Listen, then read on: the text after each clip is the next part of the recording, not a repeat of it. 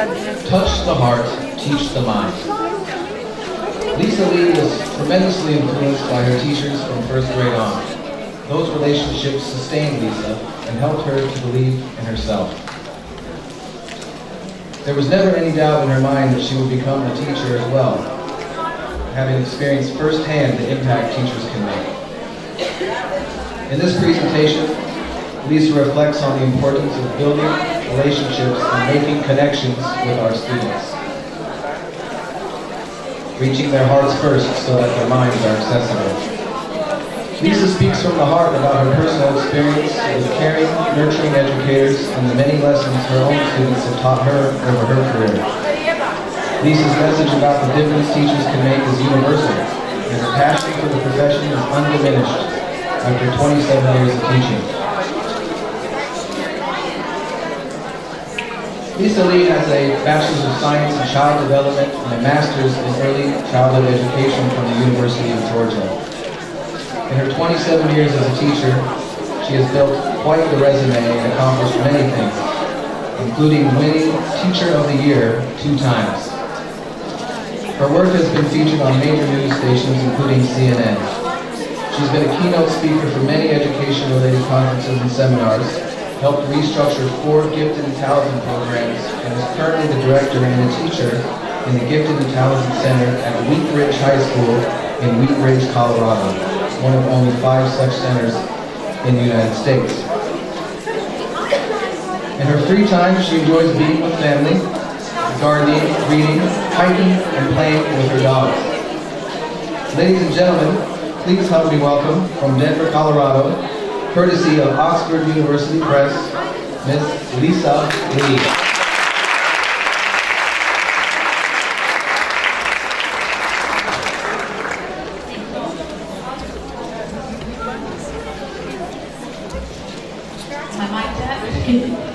Thumbs up in the back. You with me? Okay.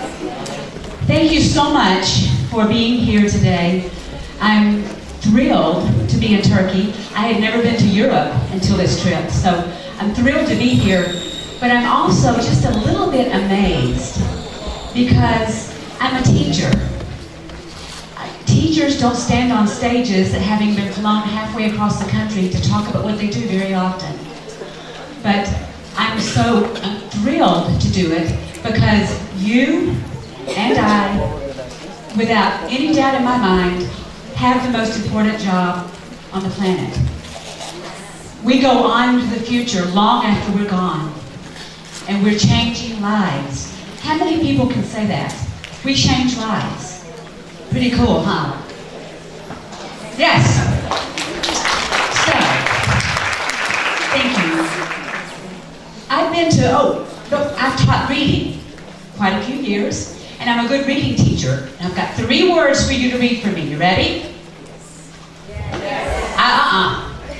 Yes. We are. Okay, ready? Are you ready to get started? Yes, we are. Woo! Hip hip hooray. I'm ready too. I have taught for 27 years, and I still feel like as excited as I did the first day that I taught. And I've been to lots of conferences, lots of professional development meetings, and I always come away feeling really good when I feel like the speaker could relate to me. So I want you to know I have something to relate to each of you, partly because I'm just old and I've been doing this a long time. But I also have taught a great range of children and from different backgrounds. I've taught children who were special needs, and I've taught children who were slower at learning than others. Right now I'm teaching gifted and talented. Those students are so much smarter than I am. I can't keep up with them. I've taught from preschool through high school. I have taught children who didn't know any English. I've taught ESL, we call it in America, to students who could speak so well, I didn't know their vocabulary in English. It was so advanced. I feel like I stand here before you with something to relate to for each of you. I do want you to know, you'll notice today, that my slides are not terribly professional. It's because I did them. And the reason it was important to me to put this together myself is because every person you see on the slides are students that have been part of my life. So you'll notice some of the pictures look a little bit older. They are. And you'll see my hair change from the 80s big hair. But these are my people. These are my people. And I'm excited to get to show you about them today. So in 27 years, when I first started, my students would say things like, "Oh, Miss Lee, you're like my second mom." I love that. You know, especially when I started with little. And then, but even my big kids would say that. Then it got to be a little more, "You're like my grandma." But, yeah. And I didn't mind that so much because I have the world's cutest grandchildren ever. So that was okay. Last year, I met a student's family. Yes. This got told on me. I met a student's family, and she, the next day, came and said, "My parents loved you." And I said, "Tell me more." She said, "Oh, Miss Lee, you remind them of my great-grandmother." Great, yeah. So I couldn't speak. And finally I said, "Why?" She said, "Well, you are from Georgia, which is in the southern United States, and she lives in Louisiana, southern." Okay, I got that. And she plays tennis.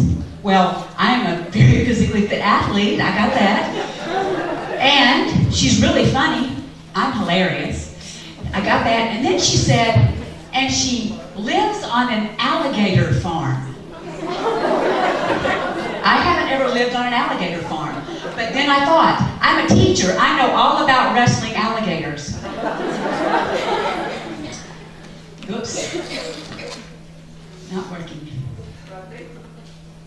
There we go. Okay, let's go back. There we go. I know all about wrestling with alligators. So as I said, I started with very young children. I loved primary school. Loved them so much. I was never going to teach anyone who went above that age. 9 was it, okay? That was it. So, I had spent 15 adorable years teaching young kids up to 4th grade, no more.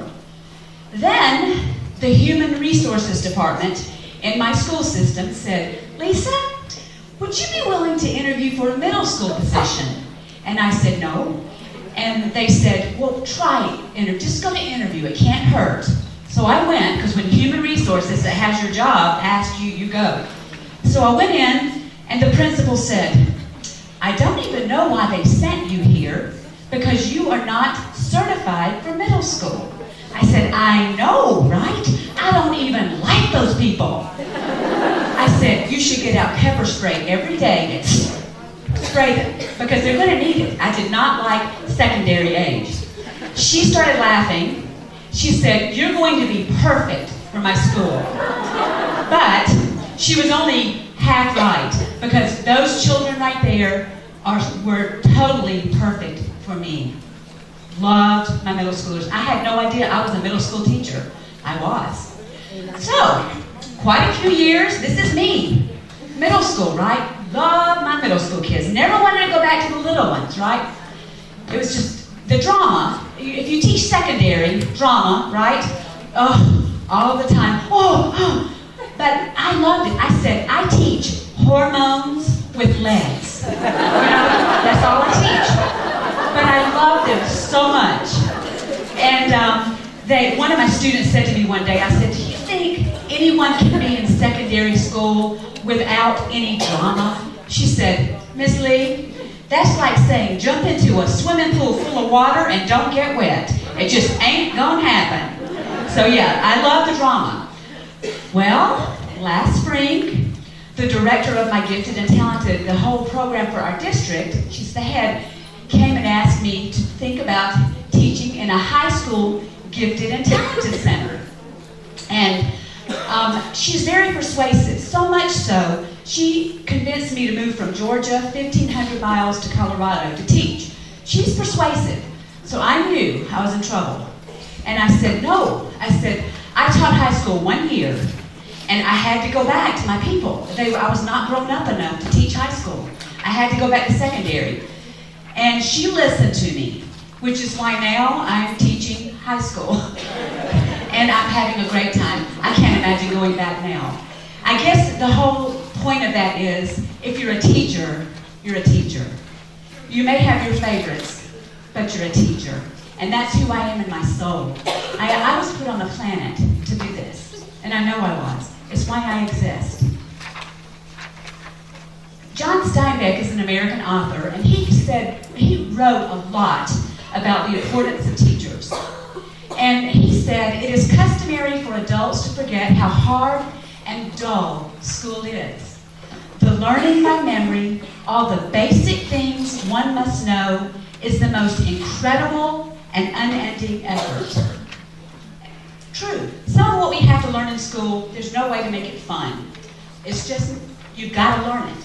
But I believe what makes the difference is the relationships that we develop with our students. I believe that's the difference. In fact, see this young man right here? I now teach him in high school. This is 7th grade. When I taught him in 7th grade, he didn't come to school enough.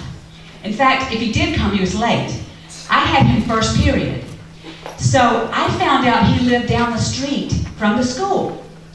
One day I was so over him not being in school, I got the whole class. We marched down the street to his apartment, up to the front door, and banged on the door, and woke him up and brought him to school. He never missed again. Relationships. He still tells that story. He's almost a junior in high school. He still tells that story, but he calls me Mama Lee. Steinbeck also wrote, school is not so easy, and it is not for the most part very fun. But then, if you are very lucky, you may find a teacher. 3 real teachers in a lifetime is the very best of luck. And I myself underline the word real because that's really the focus of my talk today. And the reason I can speak the way I speak to you is because I had real teachers. I grew up in the southern part of the United States in Georgia, and it was a teeny little town, but somehow in that teeny little tiny town, there were the most amazing teachers that I think have ever walked on the earth. And I was a pretty needy little girl. By the time I got into 1st grade, I was insecure, didn't much like myself. So, those teachers from day one began to take me in and give me places of safety and security. They didn't teach me nearly as much about reading and writing at first as they did about my worth and who I am. This is Miss May, my 1st grade teacher. And she taught this little wiggly, couldn't be still 1st grade kid who had never been to school how to love reading. Mrs. Ware, my 3rd grade teacher, she taught me the times tables. And she made it fun. I don't know how. She made it fun. She also read novels out loud to the 3rd grade, the whole 3rd grade, and novels came alive for me as she read to this crowd of people. She made it come alive just for me. It was amazing. Middle school, those years of drama. Secondary, middle school. When I say middle, it's secondary. Mrs. Hill. Oh, sorry. Mrs. Hill. I never stopped talking in her class. She used to set a tape recorder when she would have to leave the room to go to the bathroom to record to see if I talked. But somehow, she still saw me as her future babysitter, which I did do later. There was Miss Mabry. Miss Mabry, who she had the kindest, most gentle heart. And we were a bunch of 6th grade mean girls, but her kind, gentle heart did so much for us. And, like I said, as a needy kid, I just turned into a needy secondary student. These women loved me. Then there was Miss Brunson. Miss Brunson, she wanted to make sure I put this picture in. That's the student from Turkey that she teaches in Auburn, Alabama. And she said that's her favorite student, actually. She really was the first person, I think, that I could actually take in my worth from. She got to me in a way that no one else had so far. And she told me one time, she said, Lisa, someday you're going to be standing on a stage talking to groups of people. I don't know what you're going to be talking about, but I know you're going to do it. Whew, it gives me chills. Then came high school. Now, if you can remember your high school years, they're not always calm and peaceful, right? And mine were particularly troubling because my mother died when I was 16 of a very brief illness. She was 36. I was the oldest of 3 children, and she's gone. And I did not choose this picture by accident. See the dress? I remember the picture. That was the day I found out my mother was not going to live. That was the very day. Well, I went from a needy little girl to a needy secondary student. I was still in high school, a hot mess. These people right here saved me. Saved me. There's Miss Grant. Well, I'm going to leave her for last because I want to show you what she said. Let me take you to Mrs. Marshall. The day of my mother's funeral, everything was over. Everyone had gone home. It was my father, my brother, sister, and me left in the house. And I went to my mother's bedroom and I took the newspaper out and found her obituary. And I got on my knees and I was just reading it like, this is real. I don't have a mother anymore.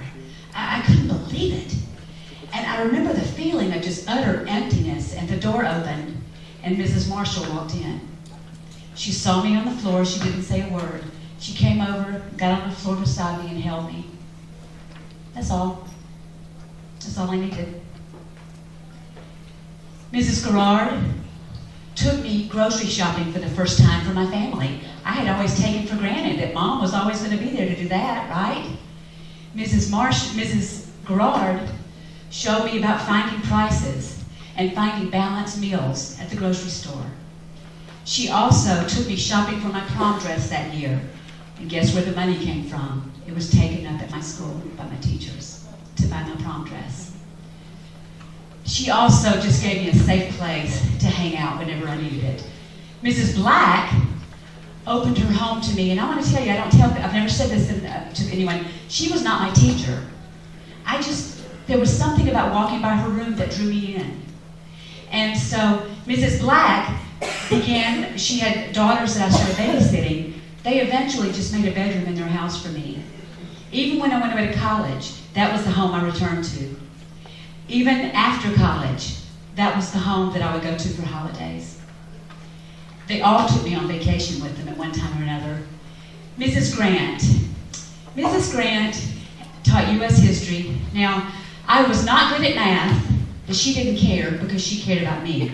I was okay at history, but I was not doing well in her class. She kept me in her room whenever I needed to be there. Morning, after school, during school. She never bugged me about the fact that my grades weren't what they should be. She just let me be there. And when I got in contact, all of these teachers are still living.